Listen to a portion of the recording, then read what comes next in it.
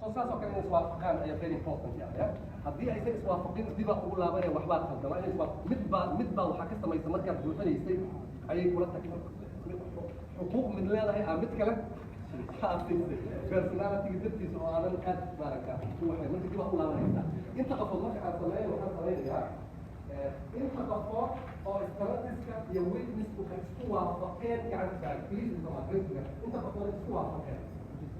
istaratiska iyo witnesska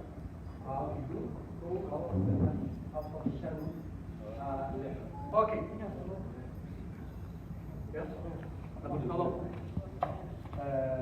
okay بليز waxaan rabaa